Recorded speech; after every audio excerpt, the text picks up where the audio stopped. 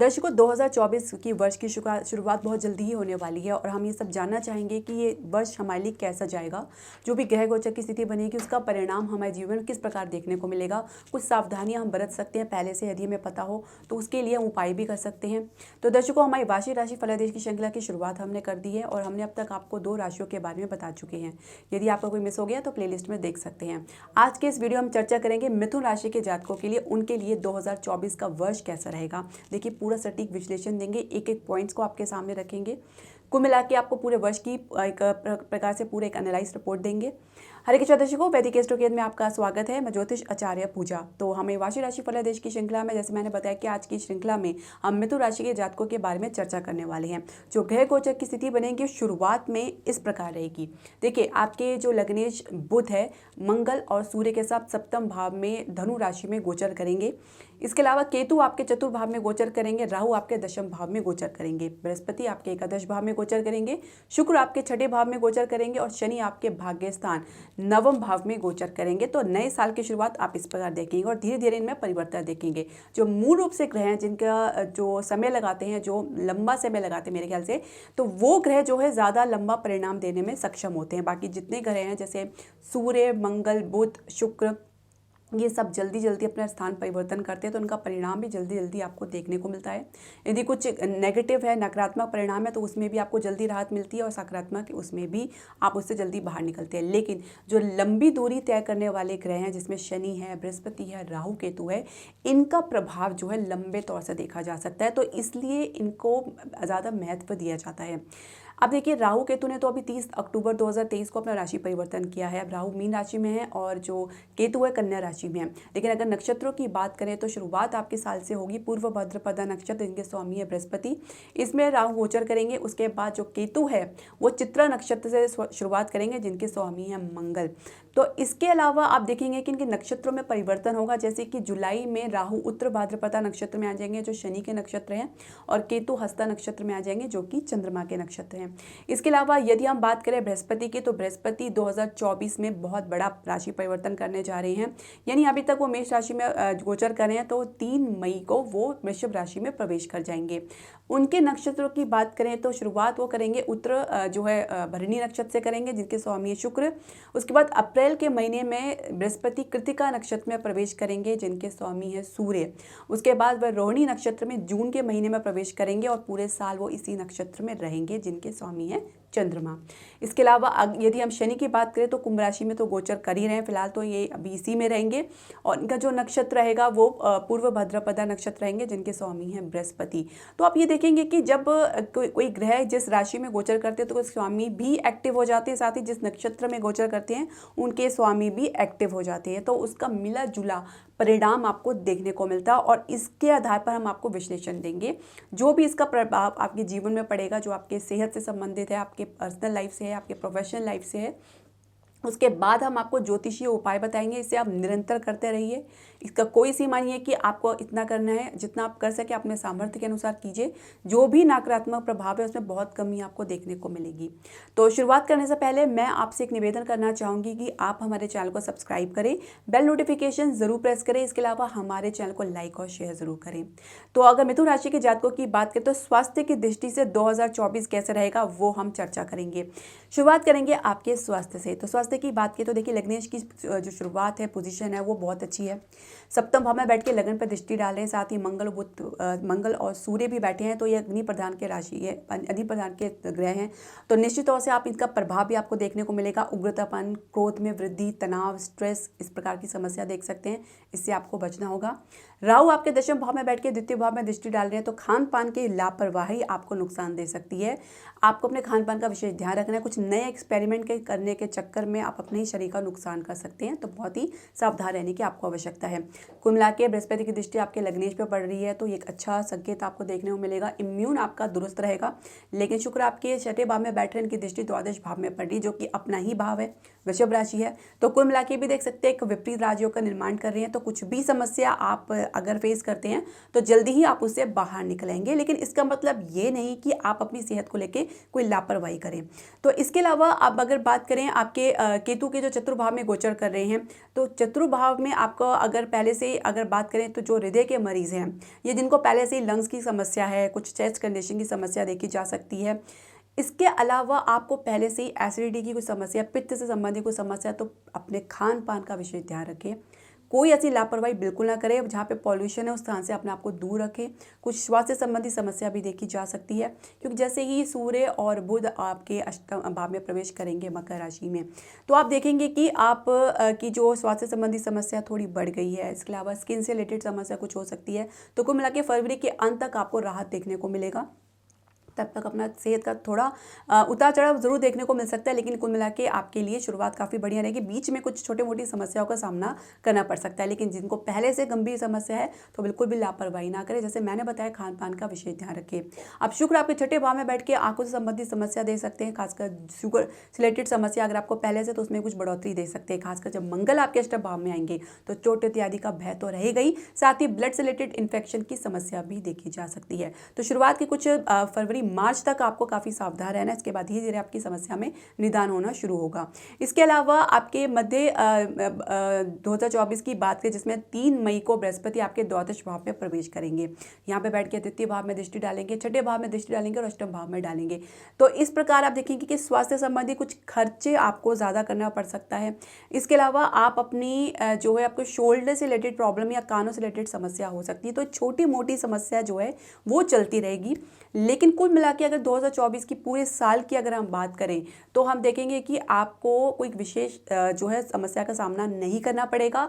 आप अपनी सेहत के प्रति जो है काफ़ी जागरूक रहेंगे, लेकिन जैसे मैंने बताया, खान पान का अगर आप ध्यान रखेंगे, योग मेडिटेशन करेंगे और कुछ उपाय करेंगे राहु केतु का, तो पूरे साल आपका बहुत बढ़िया जाएगा। स्वास्थ्य के लिए अच्छा आप इंजॉय करेंगे, एक तरह से कह सकते हैं काफ़ी सामान्य रहने वाला है। तो अपनी सेहत का आपको विशेष ध्यान रखना है, लेकिन आपके लिए बहुत अच्छी खुशखबरी है कि 2024 आपकी स्वास्थ्य की दृष्टि से बहुत ही बढ़िया रहने वाला है। अब बात करेंगे आपके शिक्षा और करियर की। देखिए, शिक्षा करियर की बात की तो पंचमेश अभी छठे भाव में शुक्र गोचर कर रहे हैं। कुछ कला के क्षेत्र में आपकी रुचि बढ़ेगी, कंपटीशन में इस प्रकार का पार्टिसिपेट कर रहे हैं तो अच्छी सक्सेस आपको देखने को मिलेगी। शुरुआत में तो कुछ स्ट्रगल या संघर्ष देखा जा सकता है, लेकिन कुल मिला के आपकी मेहनत का आपको उचित परिणाम ज़रूर मिलेगा। इसके अलावा कुछ फोकस में कमी देखी जा सकती है शुरुआत में, लेकिन धीरे धीरे इसमें आप कवर करते नजर आ रहे हैं। आपके लग्नेश आपको पूरा सपोर्ट करें, साथ ही बृहस्पति का भी सपोर्ट आपको मिलेगा, जो कि इनकी दृष्टि पंचम भाव में पड़ रही है, तो गंभीरता देखी जा सकती है। अपनी एक जिम्मेदारी को आप समझेंगे, लेकिन जैसे ही बृहस्पति आपके द्वादश भाव में आएंगे और शुक्र आपके सप्तम भाव में आएंगे, तो कुछ उतार चढ़ाव मामूली सा आप देखने को मिलता है। इसके अलावा आप अपने पढ़ाई से संबंधित किसी अन्य स्थान पर भी कुछ यात्रा करनी पड़ सकती है, किसी अन्य स्थान में जाकर अपनी पढ़ाई को आगे कंटिन्यू कर सकते हैं। मैंने जैसे बताया कि आपको कंपटीशन के लिए अच्छा मौका आपको मिलेगा, लेकिन शुरुआत की असफलता आपको निराश कर सकती है, तो इससे भयभीत होने की आवश्यकता नहीं है, क्योंकि जल्दी ही आप पूरी एनर्जी और एफर्ट के साथ अपनी सफलता हासिल करेंगे। कैंपस प्लेसमेंट में थोड़ा दिक्कतों का सामना करना पड़ सकता है, कहीं समझौता करना पड़ सकता है, विलंब देख सकते हैं। इच्छित अनुसार परिणाम आपको देखना नहीं मिल पाएगा, क्योंकि केतु आपके चतुर्भाव में गोचर कर रहे हैं और दशम भाव में दृष्टि डाल रहे हैं। कुछ संतुष्टि की कमी देखी जा सकती है। आपने अपनी तरफ से कल्पना बहुत ज़्यादा की है, लेकिन ग्राउंड रियलिटी कुछ और निकलेगा। तो आपको ग्राउंडेड रहना, यानी आप जहाँ पे हैं अपनी वास्तविक स्थिति को अच्छे से समझिए, उसको परखिए। जो कोई कह रहा है उसके बारे में सुनने की कोई आवश्यकता नहीं है, ना ही अपनी तरफ से कोई इमेजिन करने की आवश्यकता है। तो कुल मिला के जितना ज़्यादा प्रैक्टिकल होकर सोचेंगे, उतना ज़्यादा आप स्थिति को अच्छे से सामना कर पाएंगे। इसके अलावा करियर की यदि बात करें, करियर की नई शुरुआत करने जा रहे हैं, तो जैसे मैंने बताया कुछ समझौता करना पड़ सकता है प्लेसमेंट को लेके। जहाँ पे आप काम करेंगे कुछ काम के लिए भी आपकी जो क्या कहते हैं सोच आपकी काफ़ी हाइप रहेगी, काफ़ी आपकी अपेक्षा बहुत ज़्यादा रह सकती है, और यही आपकी निराशा का कारण बन सकती है। देखिए, जो जिम्मेदारी आपको कार्यक्षेत्र में दी जाती है या दी जाएगी, आप उसे सहज स्वीकार करें, उसके लिए अपना फोकस बना के रखें, उसमें अपने आप को प्रूफ करके दिखाएं। देखिए, परिवर्तन जरूर होगा, लेकिन केतु राहु अभी लंबे समय तक इसी भाव में रहने वाले हैं। आप कहीं पे भी जाएंगे तो ये एनर्जी, ये इस प्रकार की समस्या साथ में लेके जाएंगे। तो ये मैं नहीं कह रही कि राहु बिल्कुल ही आपको नेगेटिव यहाँ पे परिणाम देंगे, डेफिनेटली कुछ अच्छे परिणाम भी आपको देखने को मिलेगा, लेकिन राहु और केतु को टैकल करना आना चाहिए।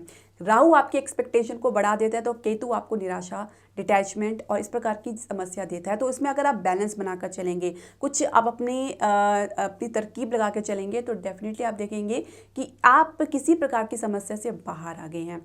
आपको अधिकारी का सपोर्ट देखने को मिलेगा। आपकी खुद की कम्युनिकेशन स्किल या कोई अन्य स्किल आपकी काफ़ी आपके लिए जो एक उपलब्धि का जो है एक कारण बन सकती है। और आप अपनी जो स्किल पे जो भी आपने सीखा है, जो भी आपने ट्रेनिंग ली है, जो जिस पर आपने अपनी एजुकेशन की है, उस पर आपने अच्छे से वर्क करना है।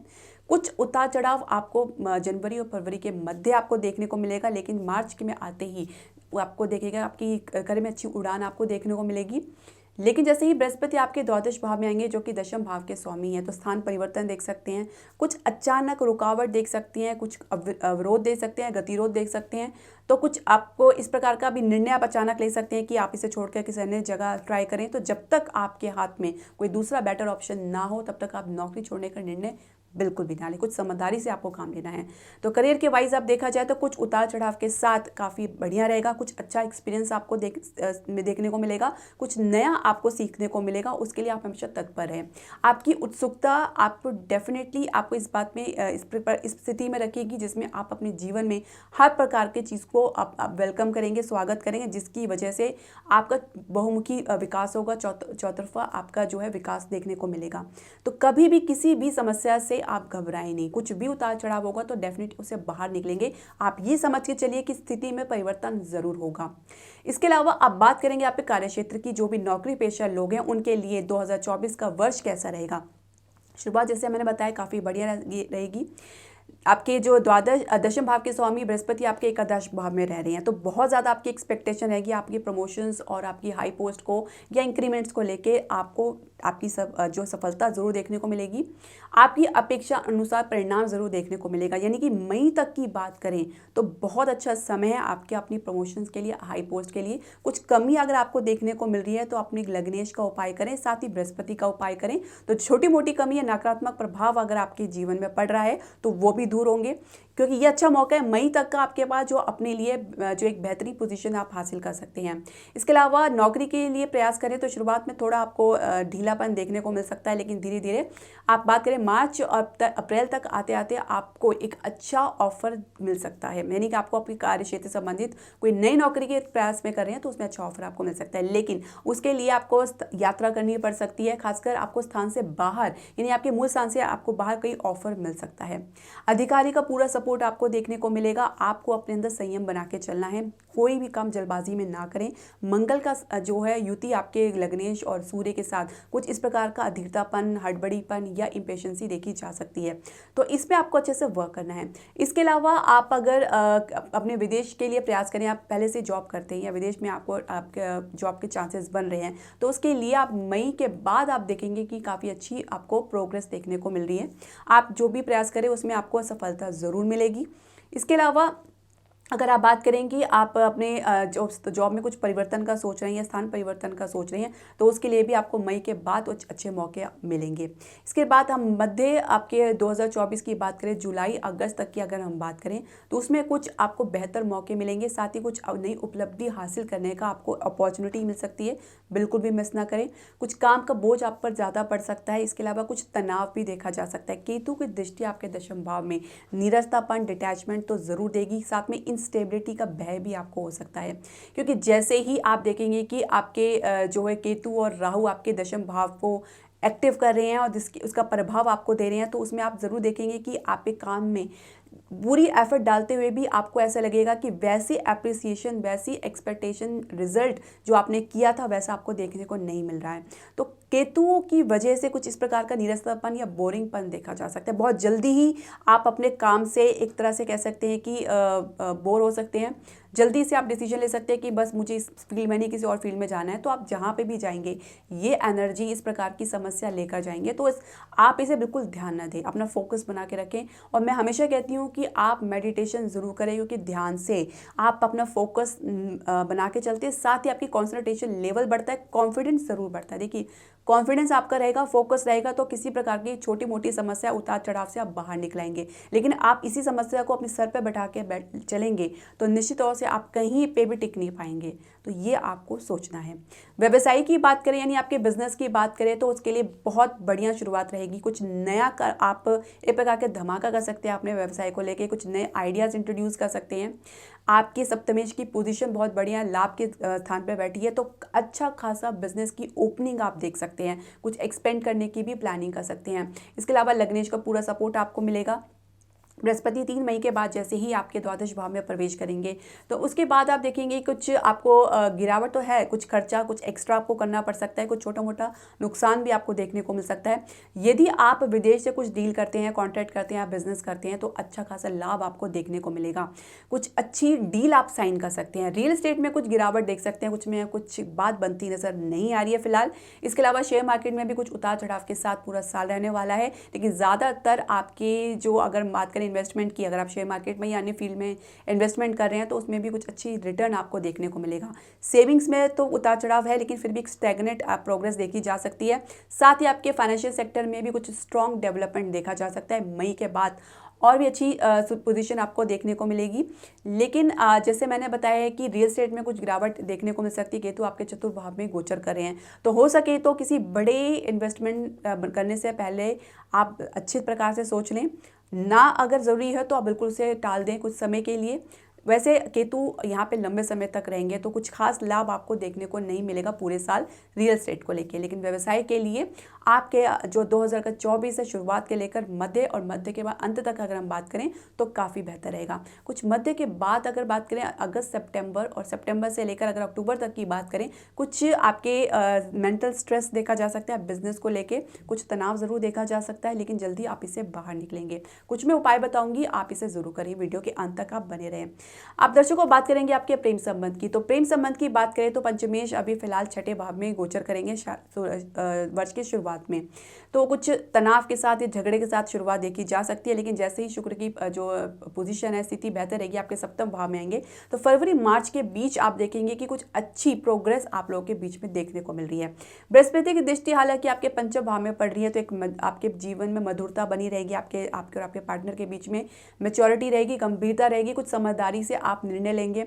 विवाह की चर्चा करेंगे तो परिवार का सपोर्ट तो आपको देखने को बिल्कुल भी नहीं मिलेगा। कुछ लंबा संघर्ष इसके संदर्भ में आप देख सकते हैं, कोई ना कोई विरोध का सामना करना पड़ सकता है। इतना आसान रास्ता नहीं होगा आपके प्रेम विवाह के लिए। कुछ आप अपनी तरफ से भी कुछ देख सकते हैं कि आप भी कुछ कन्फ्यूजन की स्थिति में रह सकते हैं।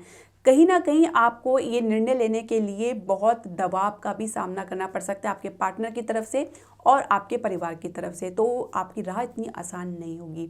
इसके अलावा आपके खुद के कॉन्फिडेंट पे भी डिपेंड करता है, लेकिन कई बार आप अपने डिसीजन लेने में, निर्णय लेने में असमंजस की स्थिति महसूस करते हैं। आप ये नहीं समझ पाते कि आपको क्या निर्णय लेना है।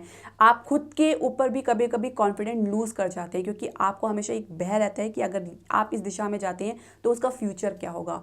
तो आप ज़्यादातर प्रेजेंट में रहें। अगर आपको लगता है कि आपके रिलेशनशिप में गंभीरता है, मैच्योरिटी है, आपकी समझदारी है, तो डेफिनेटली आप इसे लेकर आगे जाएं। अगर कुछ भी शंका है, कॉन्फिडेंस की कमी है, विश्वास की कमी है, तो थोड़ा ठहर कर समय देकर फिर आप इसके बारे में विचार करें। जल्दबाजी बिल्कुल भी ना दिखाएं। विवाहित दंपत्ति की बात करें तो सप्तमेश की पोजीशन बहुत बढ़िया, स्थिति बहुत अच्छी है। बृहस्पति लाभ के भाव में गोचर करेंगे और कम से कम मई तक तो यहाँ पर रहेंगे। इसके अलावा आपके लग्नेश जो है सप्तम भाव में बैठ रहे हैं, तो डेफिनेटली आप देखेंगे आपके और जीवन साथी के बीच में एक अच्छी मधुरता है, एक अच्छा प्रेम संबंध बन रहा है, समझदारी है, मैच्योरिटी है, साथ एक दूसरे का सपोर्ट सहयोग करते नजर आ रहे हैं। जीवन साथी का से लाभ आपको प्राप्त होगा। जीवन साथी के जीवन में भी अच्छे मौके मिलेंगे आगे उनके प्रोफेशन के लिए।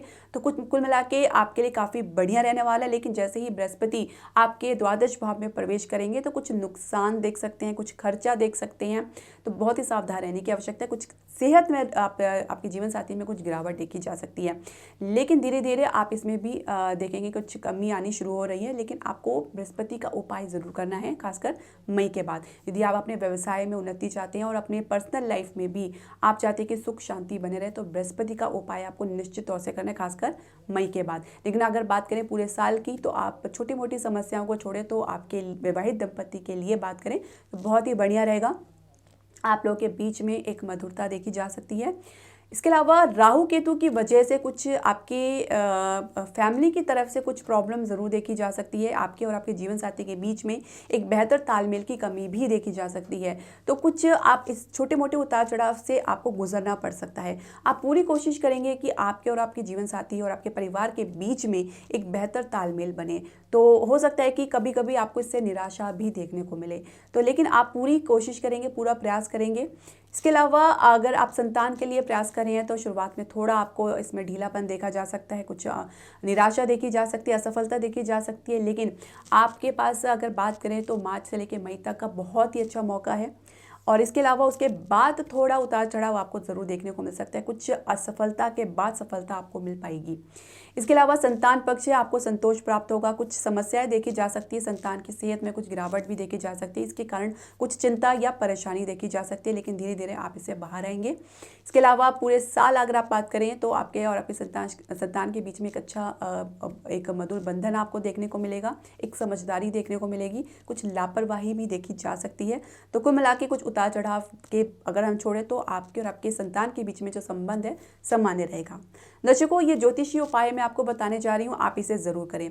देखिए, हर बुधवार को आपको गाय को हरा चारा खिलाना, ये आपके लग्नेश के लिए बहुत ज़रूरी है। हो सके तो गणपति का जाप करें यदि कोई भी आपको विघ्न आपके बार बार आपके मार्ग में आ रहे हैं।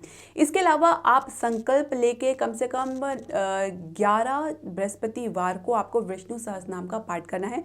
और संकल्प जब पूरा हो जाए यानी 11 बृहस्पति के बाद आप पीली जो मिठाई आप विष्णु लक्ष्मी नारायण मंदिर में आप उसे चढ़ाएं, उसके बाद गरीबों में या लड़कियों में उसको बांट दें। ये संकल्प लेके करेंगे तो आपके बृहस्पति संबंधी जो भी नकारात्मक प्रभाव है उसमें कमी आपको देखने को मिलेगी। तो दर्शकों, ये उपाय आप ज़रूर करें, आपको निश्चित तौर से लाभ देखने को मिलेगा। इसके अलावा आपके जो भी प्रश्न, सजेशन या राय है आप हमारे कमेंट बॉक्स में ज़रूर डालें। हरे कृष्णा।